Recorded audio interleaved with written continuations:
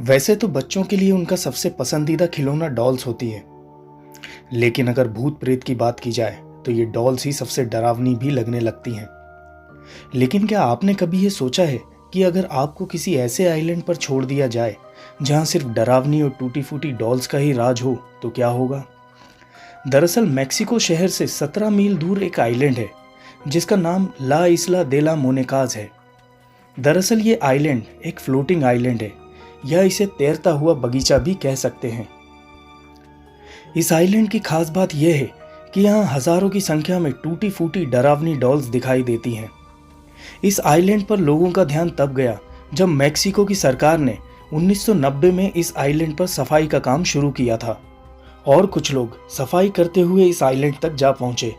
इसके बाद चारों तरफ इस आइलैंड के बारे में बातें होने लगी। लेकिन आखिर हजारों की संख्या में ये डॉल्स यहाँ आई कैसे? किसने इन्हें यहाँ लटकाया, और इन डॉल्स को यहाँ लटकाने के पीछे क्या कारण रहा होगा? इस कहानी की शुरुआत होती है एक शख्स से जिसका नाम था सेंटाना बरेरा। सेंटाना इस आइलैंड पर रहने वाला अकेला शख्स था जो अपने परिवार को छोड़कर एकाकी जीवन जीने के लिए इस आइलैंड पर आया था।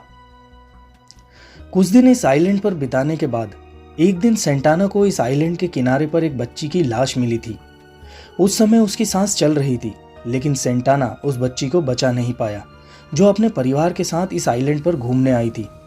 कहते हैं उस बच्ची की मौत के कुछ दिन बाद सेंटाना को उसी किनारे पर एक डॉल मिली थी जो बहते हुए किनारे तक आ गई थी। सेंटाना ने इसे उस बच्ची की डॉल समझकर उसे उसी पेड़ पर लटका दिया जहां उस बच्ची ने दम तोड़ा था। कहते हैं इस घटना के बाद सेंटाना को हर दिन एक के बाद एक डॉल्स मिलती चली गईं, और सेंटाना उस बच्ची की आत्मा की शांति के लिए उन डॉल्स को पेड़ों पर लटकाते चले गए। हालांकि कुछ लोगों का यह मानना था कि सेंटाना उस बच्ची को बचा ना पाने के कारण ऐसा कर रहा था। कुछ समय तक ये सिलसिला ऐसे ही चलता रहा, और देखते ही देखते इस आइलैंड पर हजारों की संख्या में डॉल्स लटकी हुई दिखाई देने लगी। सबसे ज्यादा आश्चर्य की बात यह है कि सेंटाना बरेरा की मौत भी बेहद रहस्यमय तरीके से हुई थी। सन 2001 में सेंटाना बरेरा भी उसी जगह पानी में डूबे हुए मृत पाए गए जहां उस बच्ची की डूबने से मौत हुई थी। सेंटाना की मौत कैसे हुई ये आज भी एक रहस्य है, क्योंकि रात को उस आइलैंड पर सेंटाना अकेले ही रहते थे। लेकिन सेंटाना की लाश उसी जगह मिली जहां उस बच्ची की डूबने से मौत हुई थी। इसलिए लोगों का कहना है कि उस बच्ची की आत्मा ही सेंटाना की मौत का कारण है। अब इस डॉल्स आइलैंड को एक टूरिस्ट डेस्टिनेशन बना दिया गया है।